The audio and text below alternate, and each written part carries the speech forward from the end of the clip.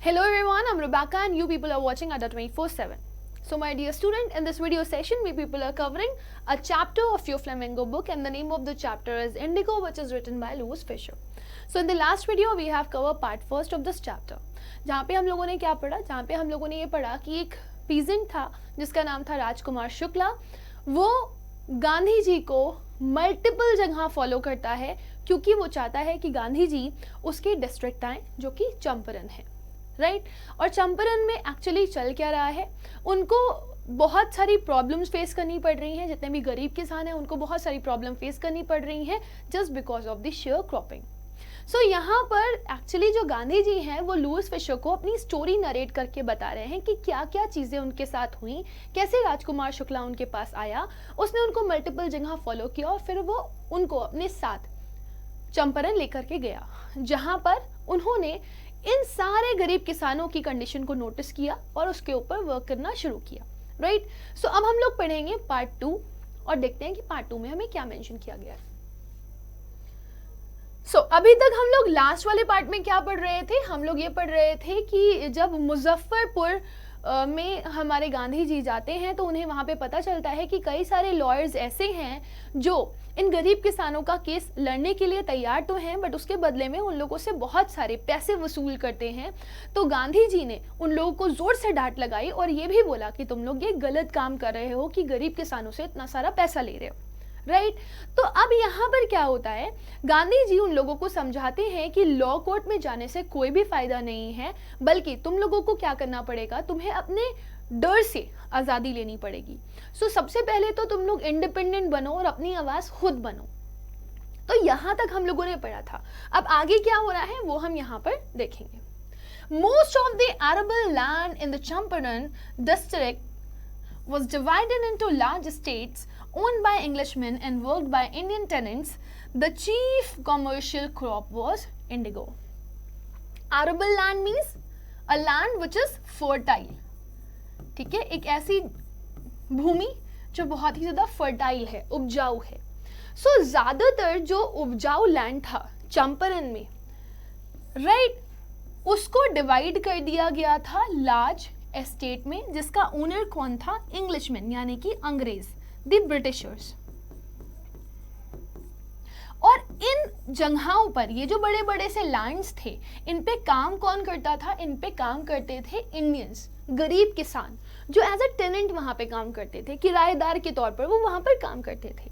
और यहाँ पर जो उगने वाली क्रॉप थी उसका नाम था इंडिगो। मैंने आपको बताया था इंडिगो को आप नील बोलते हो, ये एक तरह का डाई होता है जो कपड़ों को डाई करने के लिए यूज किया जाता है, and this is of blue colour, okay. The landlords compelled all tenants to plant 3/20 or 15% of their holdings with indigo and surrender the entire indigo harvest as rent.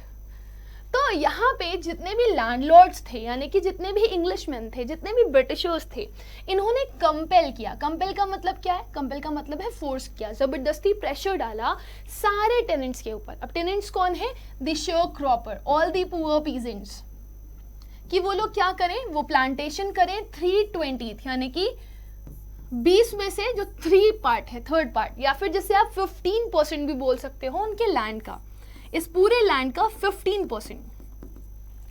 उन्होंने बोला कि जो भी जमीन तुमको दी जा रही है उसमें 15% क्या करो, तुम खेती करो, किस चीज की, इंडिगो की। And surrender the entire indigo harvest as rent, और जितना भी तुम्हारी हार्वेस्टिंग हो, जितनी भी तुम कटाई बटाई करोगे इंडिगो की, वो सारा का सारा तुम किसको दे दोगे, मुझे दे दोगे।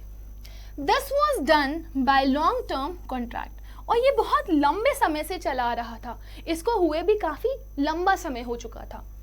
Presently the landlords learned that Germany had developed synthetic indigo.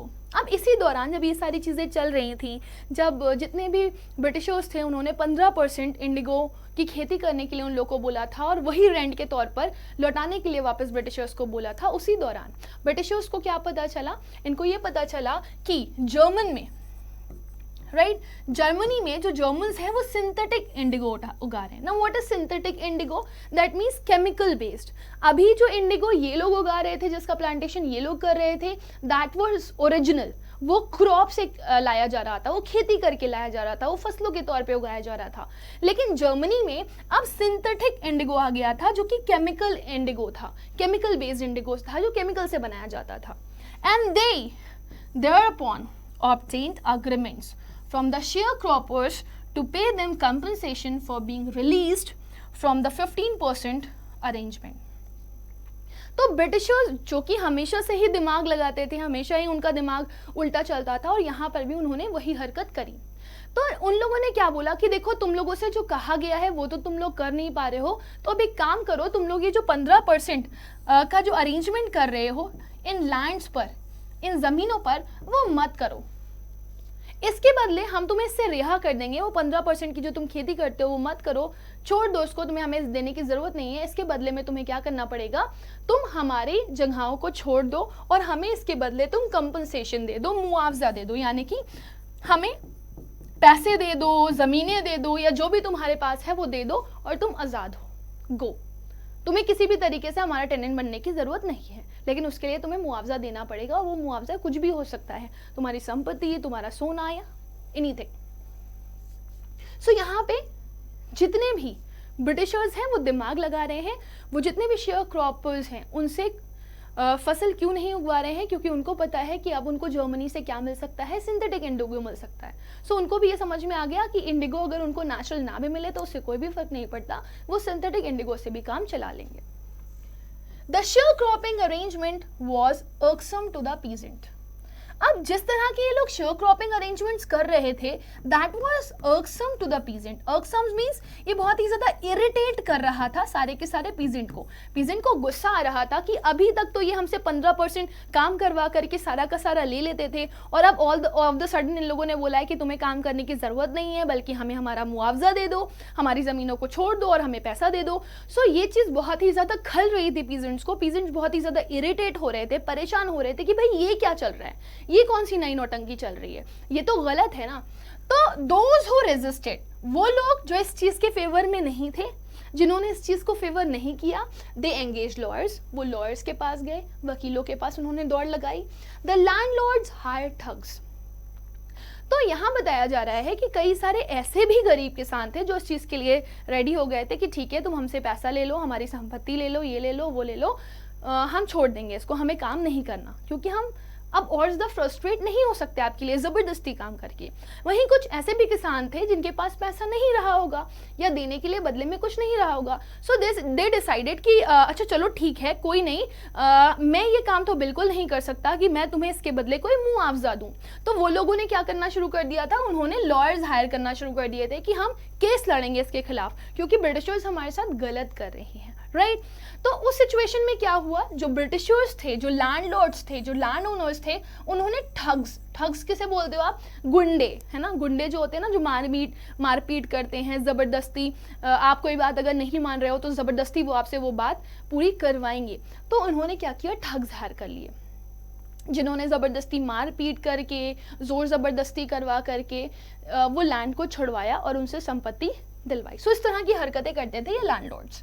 Meanwhile, the information about synthetic indigo reached the illiterate peasants who had signed and they wanted their money back. अब इसी दौरान, अब देखो धीरे धीरे इंफॉर्मेशन इधर से उधर फैल रही थी, तभी ये इंफॉर्मेशन जितने भी इलिटरेट का मतलब जो अनपढ़ थे, जो पढ़े लिखे नहीं थे, उन गरीब किसानों के पास ये इंफॉर्मेशन पहुंची कि अब नया सिंथेटिक इंडिगो उगने लगा है, बनने लगा है, फॉर्म होने लगा है, सॉरी। तो यहाँ पर मैं आपको बता दूं कि जो गरीब किसान थे उन तक भी ये खबर पहुंच गई थी कि क्योंकि सिंथेटिक इंडिगो बनने लगा है, इसी वजह से ये लोग अब इनसे इंडिगो की खेती नहीं करवा रहे हैं। तो इन लोगों ने क्या किया, इन लोगों ने साइन कर दिया कि ठीक है ले जाओ, और अब वो चाहते थे कि उनका पैसा वापस मिले। दे वांट मनी बैक, कि हमारा पैसा वापस करो, हमने इतने टाइम जो काम किया है वो तो हमें मिलना चाहिए ना। At this point Gandhi arrived in Champaran. और जब ये सिचुएशन चल रही थी कि जिस टाइम जितने भी गरीब किसान थे उनसे ज़बरदस्ती मुआवजा लिया जा रहा था और गरीब किसान इसके लिए बोल रहे थे, बहुत ज़्यादा आवाज़ उठा रहे थे, तो उसी दौरान गांधी जी भी वहाँ पहुँच गए। He began by trying to get the facts. जब वो वहाँ पहुँचे तो उन्होंने फैक्ट्स इकट्ठे करने शुरू कर दिए। First he visited the secretary of British landlords. सबसे पहले वो कहाँ गए? वो ब्रिटिश लैंडलॉर्ड के एक सेक्रेटरी के पास गए। Okay, the secretary told him that they could give no information to an outsiders. तो यहाँ पे जो सेक्रेटरी था उसने गांधी जी को मना कर दिया कि आप एक आउटसाइडर हो और हम आपको किसी भी तरह की कोई भी इन्फॉर्मेशन नहीं देंगे। सो हमारे लिए बिल्कुल भी पॉसिबल नहीं है कि बाहर के आए हुए इंसान को हम किसी तरह की कोई इन्फॉर्मेशन दें, क्योंकि गांधी जी मालूमात करने के लिए गए थे कि आखिर क्या प्रॉब्लम चल रही है, क्या चल रहा है यहाँ पर, क्यों इतने सारे इश्यूज क्रिएट हो रहे हैं। Gandhi answered that he was no outsider. फिर गांधी जी कहते हैं देखो मैं कोई बाहर का आदमी नहीं हूँ, मैं यहीं का ही आदमी हूँ और इसलिए मैं ये इन्फॉर्मेशन गैदर करने के लिए आया हूँ। Next, Gandhi called on the British official commissioner of the Tirhut division in which the Champaran district lay. तो आप ये मैप देख रहे होगे।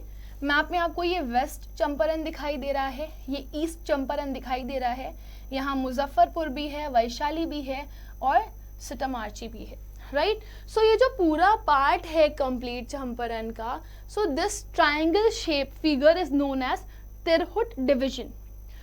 तो इसका जो कमिश्नर था जिसके अंडर में पूरा का पूरा तिरहुट डिवीजन आता था, तो उस कमिश्नर को गांधी जी ने बुलाया।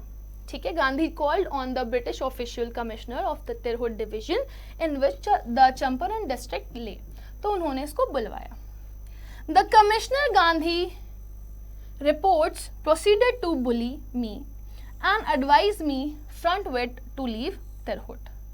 तो अब ये जो कमिश्नर था जिसको इन्होंने बोला कि भाई ये क्या चल रहा है, तुम्हारे अंडर इतनी सारी ऐसी वैसी चीज़ें चल रही हैं और तुम्हें कुछ समझ में भी नहीं आ रहा है, इस तरह का स्टेटमेंट गांधी जी ने पहुंचवाया अपना वहां तक।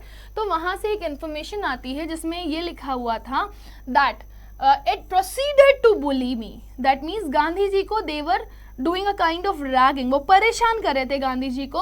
और उसमें लिखा हुआ था, मतलब जो रिपोर्ट वहां से तैयार होकर के आई उसमें लिखा हुआ था गांधी जी को कि आप अभी के अभी ये जगह छोड़ दीजिए, तिरहुट डिवीजन छोड़ दीजिए, आप यहाँ पर अब और ज़्यादा स्टे नहीं कर सकते, तो हम आपकी किसी तरह की कोई मदद नहीं कर सकते और बेहतर यही होगा कि आप ये जगह को छोड़ दें। तो that was a kind of something जो गांधी जी को बहुत ही गंदी तरीके से हिट किया। उन्होंने कहा मैं यहाँ मदद के लिए खड़ा हुआ हूँ, मैं यहाँ पे अपने राइट के लिए खड़ा हुआ हूँ, पीजेंट्स के राइट के लिए खड़ा हुआ हूँ, और यहाँ पर जो लोग हैं वो मुझे कह रहे हैं कि ये जगह छोड़ करके जाओ। Gandhi did not leave, Gandhi ji नहीं गए, उन्होंने चंपारण नहीं छोड़ा। Instead he proceeded to Motihari, Motihari which is the capital of Champaran. Gandhi ji ने कहा नहीं, मैं किसी भी हाल में चंपारण नहीं छोड़ूंगा। वो कहाँ चले गए? वो मोतीहारी चले गए जो कि कैपिटल है चंपारण की। सेवरल लॉयर्स अकम्पनीड हिम, कुछ लॉयर्स थे, कुछ वकील थे जो उनके पीछे पीछे गए। At the railway station a vast multitude greeted Gandhi. तो जब ये मोतीहारी पहुंचे तो वहां पर बहुत मल्टीट्यूड मतलब many people, many of the people, बहुत सारे लोग थे जिन्होंने उनको वेलकम किया कि गांधी जी आए हैं, वो इतने महान इंसान आए हैं, welcome Gandhi ji. He went to a house and using it as headquarters, वो एक घर चले गए और फिर उन्होंने उसका इस्तेमाल एक हेडक्वार्टर के तौर पर किया। Continued his investigation, उन्होंने अपनी छानबीन जितनी भी थी जारी रखी। A report came in that a peasant had been maltreated in a nearby village, फिर उनको यहाँ पर एक इंफॉर्मेशन मिलती है कि पास का ही एक गांव है, वहां पर एक गरीब किसान था, उसको बुरी तरीके से ट्रीट किया गया जिससे उसको बहुत ही दिक्कत हुई। Gandhi decided to go and see, Gandhi ने ये उसी समय निर्णय लिया कि मैं अभी के अभी जाऊंगा और उस गरीब किसान को देख करके आऊंगा कि आखिर क्यों उसके साथ ये सब काम किया गया। The next morning he started out on the back of an elephant. अगले ही दिन गांधी जी निकल पड़े और वो निकले भी कैसे? एक हाथी की पीठ पर बैठ करके। He had not proceeded far when the police superintendent's messenger overtook him and ordered him to return to town in his carriage. हाथी की सवारी लोग करते हुए जाते हैं, राइट? तो जब ये गांधी जी निकले ये खबर देखने के लिए कि आखिर क्यों उस गरीब किसान के साथ दुर्व्यवहार किया गया है, क्यों उसे परेशान किया गया, तो गांधी जी से रहा नहीं गया, गांधी जी निकल पड़े। और गांधी जी जब रास्ते में ही थे तभी कौन आया? एक एक पुलिस सुपरिटेंडेंट आया, उसने क्या बोला गांधी जी से, पहले तो उसने गांधी जी का रास्ता रोका और गांधी जी का रास्ता रोक करके उनको बोला कि अभी के अभी आप वापस टाउन की तरफ निकल जाइए वरना अच्छा नहीं होगा, it will be really very bad. Gandhi complied, Gandhi ji मान गए, कंप्लाइड का मतलब है accepted. The messenger drove Gandhi home where he served him with an official notice to quit Champaran immediately. अब वो तो मान गए गांधी जी की, ठीक है तुम जो कह रहे हो मैं मानने के लिए तैयार हूं, तो गांधी जी अपने रास्ते से वापस लौट गए। तो वो जो मैसेंजर आया था, वो जो पुलिस सुपरिटेंडेंट आया था, वो गांधी जी को कहाँ लेकर के गया, उनके घर लेकर के गया। उसके बाद गांधी जी को उसने हाथ में एक नोटिस पकड़ा दिया और उस नोटिस में लिखा हुआ था कि अभी के अभी आप चंपारण छोड़ दीजिए वरना ठीक नहीं होगा। गांधी साइंड अ रिसीट, अब वो जो नोटिस बड़ा सा आया था गांधी ने उस पर साइन कर दिया, he has signed it and wrote on it that he would disobey the order। Sign करने के बाद गांधी जी ने नीचे लिख दिया कि मैं आपके इस ऑर्डर को नहीं मानता, मैं इसको डिसओबे करता हूं, यानी कि मैं चंपारण छोड़ करके नहीं जाऊंगा। Then what happened? In consequence, in consequence मतलब as a result, Gandhi received a summons to appear in the court the next day। Summons refers to court's order। तभी अगले दिन गांधी जी के पास एक कोर्ट का ऑर्डर आया जिसमें ये लिखा हुआ था कि अगले ही दिन आपको कहाँ अपीयर होना है, कोर्ट में अपीयर होना है, क्योंकि आपकी सुनवाई करी जाएगी। कोई एक बड़ा अथॉरिटी उस जगह का आपसे ये बोल रहा है कि आपको अभी के अभी ये जगह छोड़ देनी है और गांधी जी उस चीज को नहीं मान रहे हैं, तो इस वजह से उनके लिए एक लीगल नोटिस आया है कि आपने लॉ एंड ऑर्डर को फॉलो नहीं किया है और इसकी वजह से आपको कहाँ इकट्ठे होना पड़ेगा, आपको आना पड़ेगा कोर्ट सुनवाई के लिए। Okay, all night Gandhi remained awake. अब गांधी जी को ये चिंता सता रही थी, गांधी जी को कुछ भी समझ में नहीं आ रहा था कि क्या करना चाहिए क्या नहीं करना चाहिए, तो वो रात भर इस पे विचार करते रहे और वो रात भर जागते रहे। ही टेलीग्राफ्ड राजेंद्र प्रसाद, उन्होंने टेलीग्राफ किया और राजेंद्र प्रसाद को ये टेलीग्राफ था, उन्होंने बोला कि बिहार से यहाँ आ जाओ with influential friends. Influential friends का इस्तेमाल क्यों किया गया है? इन्फ्लुएंशियल मतलब जो बहुत ही ज़्यादा, जिनके पास पैसा है, जिनके पास बहुत ज़्यादा पावर है, क्योंकि उनके आने का बहुत ज़्यादा इफेक्ट भी पड़ेगा, राइट। तो गांधी जी ने तो बोल दिया राजेंद्र प्रसाद से कि आओ और अपने साथ कुछ अच्छे लोगों को भी ले आना, खास लोगों को जो काम के बंदे हों और जो बहुत ही ज़्यादा वेल नोन हों, जो पावर वाले बंदे हों, जिनको लोग जानते हों और वो हमें इस प्रॉब्लम से निकाल सकें। सो ही सेंड इंस्ट्रक्शंस टू द आश्रम, उन्होंने कुछ इंस्ट्रक्शन आश्रम भी भेज दिए, आश्रम यानी कि सेवाग्राम अहमदाबाद वाला। He wired a full report to viceroy, उन्होंने एक रिपोर्ट तैयार करी और वो रिपोर्ट उन्होंने कहाँ भेज दी थी? वाइसरॉय को भेज दी थी। तो ऐसे ऐसे करके उन्होंने रात भर में अपना काफी कुछ प्लान करके इधर उधर फैलाना शुरू कर दिया था। Morning found the town of Motihari black with peasants. अब सुबह होती है और मोतीहरी जो कि कैपिटल है चंपारण की, वहां पर दूर दूर तक सिर्फ और सिर्फ पीजेंट्स दिखाई दे रहे होते हैं और पीजेंट्स की वजह से वो पूरी की पूरी जो मोतीहारी थी वो पूरी ब्लैक हो चुकी थी। Now why it is written as it is black with peasants? ये इसलिए लिखा गया है क्योंकि जो पीजेंट्स होते हैं, जो गरीब किसान होते हैं, उनके चेहरे का जो कलर होता है वो कैसा होता है? वो ब्लैक होता है। इतना धूप में काम करते हैं, इतना मेहनत करते हैं, तो उनका कॉम्प्लेक्शन जो होता है ना वो डार्क हो जाता है। So that's why it is written here black with peasant. तो बहुत सारे काले काले काले काले काले गरीब किसान थे जिसकी वजह से पूरा का पूरा मोतीहारी ब्लैक कलर का दिखाई दे रहा था। They did not know Gandhi's record in south Africa. उन बेचारों को ये चीज नहीं पता थी कि गांधी जी एक बहुत ही महान काम करके आए हैं साउथ अफ्रीका में। उन्होंने एक झंडा वहां भी गाड़ा है। They had merely heard that a Mahatma who wanted to help them was in trouble with the authorities. उन्हें बिल्कुल भी अंदाजा नहीं था, उन्हें नहीं पता था कि एक महात्मा, एक बड़े महात्मा जो कि मदद की गुहार लगा चुके हैं, जिन्होंने मदद मांगी है इन सबों से, वो ट्रबल में हैं, वो परेशानी में हैं इन अथॉरिटीज के साथ।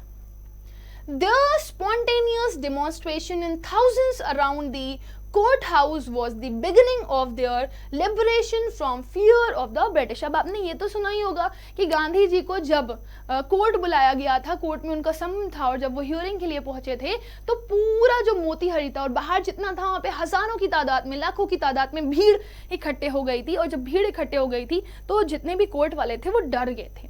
सो that this is what something which is written over here कि ऑन द स्पर, स्पॉन्टेनियस मतलब जो काम इंस्टेंट होता है, वॉज अ डिमॉन्स्ट्रेशन। डिमॉन्स्ट्रेशन का मतलब होता है कुछ डिमॉन्स्ट्रेट करना, और यहाँ पे डिमॉन्स्ट्रेशन क्या हो रहा है, इतने मेरे पीछे इतने सारे लोग इकट्ठा हो गए, इतने सारे लोग खड़े हो गए, दैट इज डिमॉन्स्ट्रेशन।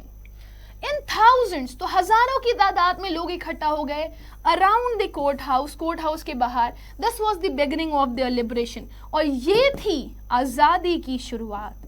लिबरेशन का मतलब होता है आजादी, और किस चीज से आजादी? Fear of British. अभी तक जितने भारतीय ब्रिटिशर्स से डरते थे, उन्होंने अब आजादी के लिए एक स्टेप स्टार्ट कर दिया था, और वो आजादी का स्टेप कुछ और नहीं, भीड़ का इकट्ठा होना था कि अब हम यूनाइट हो चुके हैं और तुम्हें अब हमसे डरना चाहिए, अब हम तुमसे नहीं डरेंगे, हम किसी ब्रिटिशर्स से नहीं डरेंगे और हम किसी भी ब्रिटिशर्स की बात नहीं मानेंगे। The officials felt powerless. अब जो ऑफिशियल्स थे, जो ऊपर बैठे हुए बंदे थे, उन्हें कुछ नहीं समझ में आ रहा था। होता है ना कि हम 4-5 और इतनी हजारों की तादाद में भीड़, वो डर गए कि भाई ये क्या हो रहा है। अब उन्हें लगने लगा कि ऐसे तो काम नहीं बनेगा, अगर हमने गांधी जी के खिलाफ कोई भी एक्शन ले लिया तो ये तो एकजुट होकर के रिवोल्ट कर देंगे, विद्रोह कर देंगे, तो वो तो बहुत ही प्रॉब्लमेटिक हो जाएगा। So the officials felt powerless without Gandhi's cooperation.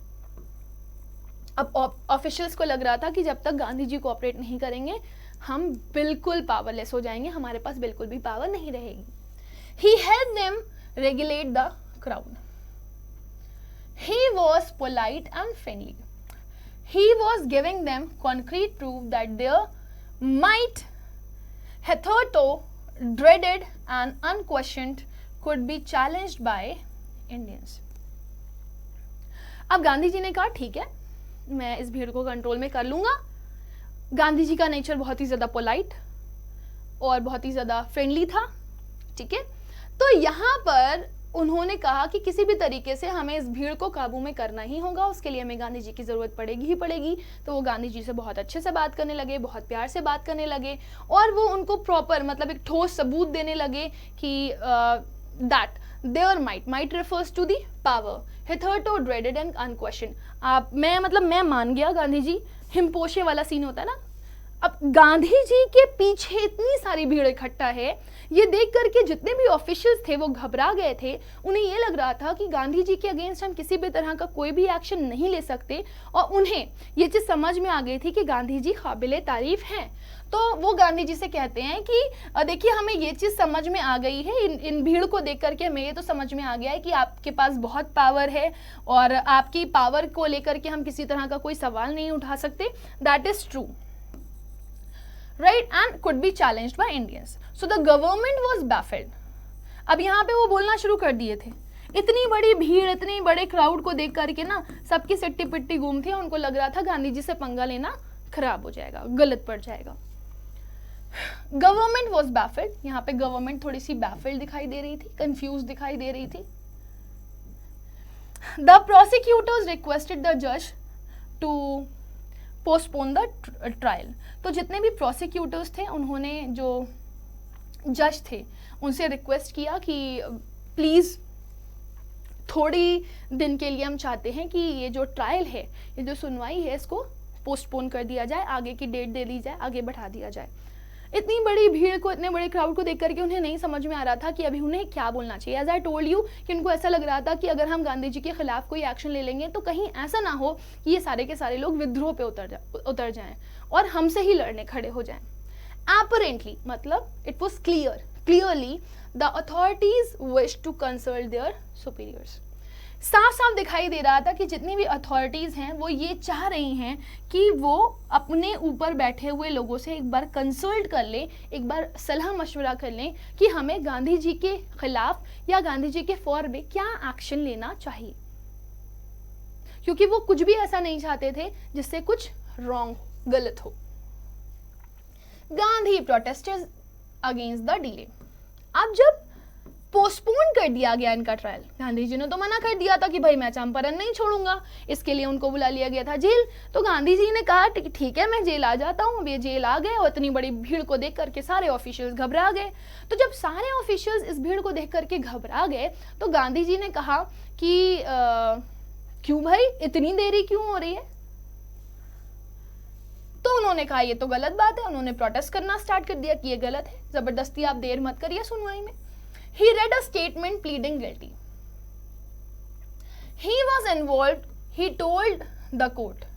अब उन्होंने एक स्टेटमेंट लिखा और स्टेटमेंट में उन्होंने मेंशन किया कि I am sorry for my mistake, मैंने गलत किया कि मेरे पास एक लॉ और ऑर्डर का केस आया था, मेरे पास एक ऑफिशियल नोटिस आया था कि मुझे चंपारण छोड़ना है, लेकिन मैंने उसको डिसोबे कर दिया, right. He was involved, he told the court. वो कह रहे हैं हाँ मेरी गलती है इसमें, मैंने गलत किया, this was wrong, this is something wrong which I have done. In a conflict of duties, on the one hand not to set a bad example as a lawbreaker, on the other hand to render the humanitarian and national service for which he had come. फिर गांधी जी अपने आप को justify करते हैं। वो कहते हैं मैं मानता हूं कि मैंने गलत काम किया, मैंने रॉन्ग किया, लेकिन मैं यहाँ पर एक बहुत बड़े कॉन्फ्लिक्ट में था, एक बहुत बड़ी दुविधा में था, प्रॉब्लम में था। He was confused.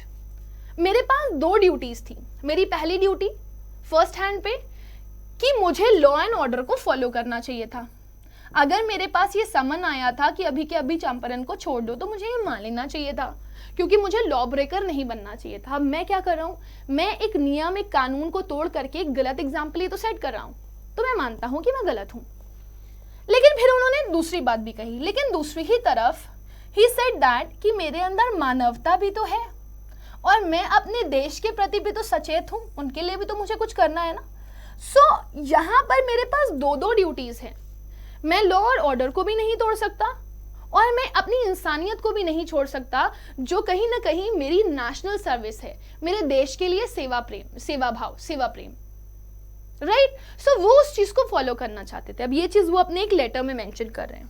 He disregarded the order to leave. उन्होंने कहा कि मैंने ये काम गलत किया, कि मैंने डिसरिगार्ड किया, मेरे पास एक ऑर्डर आया था कि मैं चंपारण छोड़ दूं, लेकिन मैंने चंपारण नहीं छोड़ा। Not for want of respect for lawful authority, इसलिए नहीं क्योंकि मैं डिसरिस्पेक्ट करना चाहता था किसी को, but in obedience to higher law of our being. लेकिन मैं यहाँ पर एक और एग्जाम्पल सेट करना चाहता था, that was very very important. And what was that? The voice of conscience.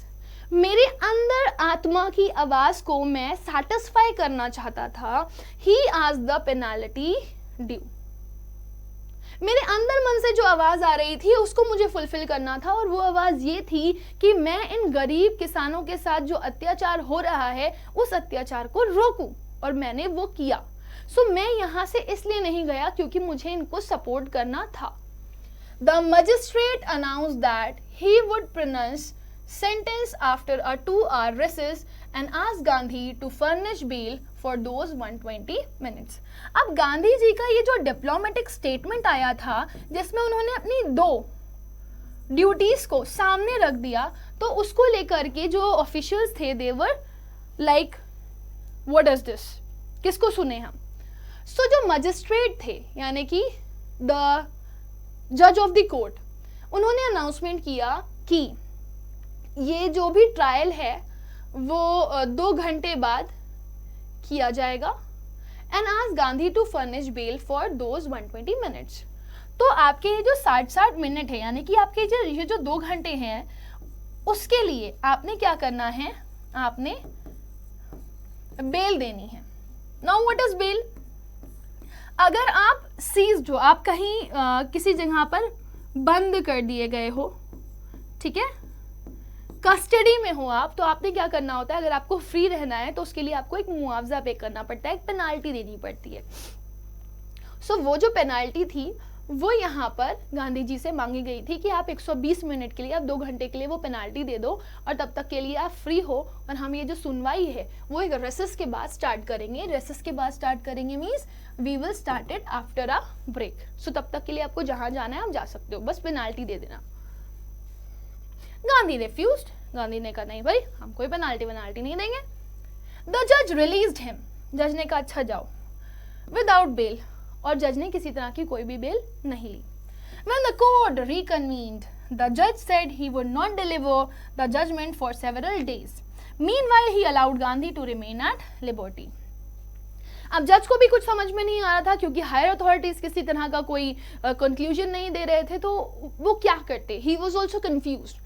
तो जब वापस से कोर्ट स्टार्ट की गई, वापस से कोर्ट रिकन्वीन हुई, जब वापस से ट्रायल चालू हुआ, तो जजमेंट में जज ने क्या बोला कि मैं कुछ दिनों के लिए इस ट्रायल को आगे बढ़ाता हूं, और तब तक के लिए उन्होंने गांधी जी को बोला कि आप आजाद हो, आप फ्री हो, आपको जहां जाना है आप वहां जा सकते हो, क्योंकि आपने किसी तरह का कोई क्राइम नहीं किया है। राजेंद्र प्रसाद, ब्रज किशोर बाबू, मौलाना मजहरुल हक and several other prominent मतलब one who's famous lawyers had arrived। अब दूर दूर से बड़े बड़े महान लॉयर्स, वकील आने शुरू हो गए थे, जिनका बहुत नाम था, जो बहुत ही ज्यादा फेमस थे। And they had arrived from Bihar, वो बिहार से आना शुरू हो गए, basically from Bihar. They conferred with Gandhi what would they do if he was sentenced to prison. तो अब वो गांधी जी से आकर के मिले, राइट। उन्होंने गांधी जी से डिस्कशन किया, कन्फर्ड का मतलब होता है डिस्कशन किया गांधी जी से कि what would they do if he was sentenced to prison. हम लोग क्या करेंगे अगर आपको जेल हो जाती है तो। Gandhi asked, why the senior lawyer replied, they had come to advise and help him, if he went to jail there would be nobody to advise and they would go home. तो जब गांधी जी बैठ करके discussion कर रहे होते हैं बड़े बड़े लॉयर से कि अगर मेरे को जेल हो जाती है तो बताओ तुम लोग क्या करोगे, तो जो भी सीनियर लॉयर था उनके बीच में से, मतलब जितने भी लॉयर्स वहां पे बैठे हुए थे उनमें से जो सबसे ऊपर वाला लॉयर था, हायर अथॉरिटी, उसने बोला क्यों, अगर आप जेल चले जाते हो तो हमारे पास कोई भी नहीं होगा जिसको हम एडवाइस कर सकें या हेल्प कर सकें, तो हम क्या करेंगे यहाँ पे रुक करके, हमारे रुकने का कोई फायदा ही नहीं है। सो इस वजह से उन्होंने कहा कि हम यहाँ पर रुकेंगे नहीं और हम लोग अपने अपने घरों की तरफ वापस चले जाएंगे। सो ये एक डिस्कशन है जो गांधी जी और बाकी लॉयर्स के बीच में चल रहा है, जब कोर्ट की सुनवाई को कुछ देर के लिए रोक दिया गया है और गांधी जी को आजाद कर दिया गया है। What about the injustice to the sharecroppers? Gandhi demanded. Gandhi ji कहते हैं अच्छा अगर मैं जेल चला जाऊंगा तो तुम लोग यहाँ से वापस चले जाओगे, और उनका क्या, वो शेयर क्रॉपर्स, वो गरीब किसान जिनके साथ अन्याय हो रहा है। The lawyers withdrew to consult। अब जो भी लॉयर्स थे, मतलब जितने भी लॉयर्स थे, withdrew to consult का क्या मतलब है, वो आपस में बैठ गए और आकर के डिस्कशन करने लगे। Rajendra Prasad has recorded the upshot of their consultation. Recorded the upshot का मतलब है जो राजेंद्र प्रसाद थे उन्होंने एक फाइनल स्टेटमेंट दिया, मतलब जो कंक्लूजन निकला इनकी बातों से वो क्या था। दे थॉट अमंग्स देमसेल्फ, उन्होंने सब लोगों ने मिलकर के सोचा, that Gandhi was totally a stranger. Gandhi ji जो कि एक अनजान इंसान है, जो कि किसी को जानते भी नहीं, and yet he was prepared to go to prison for the sake of peasant. और एक ऐसा इंसान जो कि अनजान है, जो कि जानता भी नहीं इन गरीब किसानों को, और वो इन गरीब किसानों के लिए जेल जाने के लिए तैयार है। If they on the other hand being not only residents of the adjoining district but also those who claim to have served these peasants should go home, it would be shameful desertion। अब ये discussion जब इन लोगों के बीच में चल रहा होता है तो उनको लगता है कि गांधी जी जो कि एक स्ट्रेंजर हैं, जो कि एक अनजान इंसान है, जो कि गरीब किसानों को जानते तक नहीं, वो गरीब किसानों के चक्कर में अपने आप को जेल में बंद करने के लिए तैयार हैं, और हम जो उनके नेटिव्स हैं, हम जो उनके आसपास रहने वाले हैं, वो एक बार भी सोचने के लिए नहीं तैयार है कि इन गरीब किसानों का क्या होगा। तो जब ये इंसान गांधी जी जो कि एक स्ट्रेंजर है वो ये काम कर सकता है, देन व्हाई नॉट वी, हम लोग क्यों नहीं कर सकते। तो ये तो हमारे लिए बहुत ही शेमफुल बात होगी, ये हमारे लिए बहुत ही शर्मनाक बात होगी कि गांधी कर रहा है वो काम और हम लोगों ने नहीं किया, being the native and being the known personality of that peasant. तो ये शर्म की बात है, राइट। सो यहां पर एक कंक्लूजन राजेंद्र प्रसाद और बाकी अदर लॉयर्स का बीच में क्या निकला कि नहीं, गांधी अगर करेगा तो हमें भी ये काम करना चाहिए। सो अब ये जितने भी लॉयर्स हैं और गांधी और बाकी जितने भी पीजेंट्स हैं वो मिलकर के क्या करेंगे और आगे आने वाले टाइम पर क्या ब्रिटिशर्स इन सारी चीज़ों को ख़त्म करेंगे या नहीं करेंगे, ये हम लोग हमारे आने वाले चैप्टर में पढ़ेंगे। सो तब तक के लिए I am going to end this session. Thank you everyone, bye bye, take care, but do not forget to like, share and subscribe if you are new. Thank you.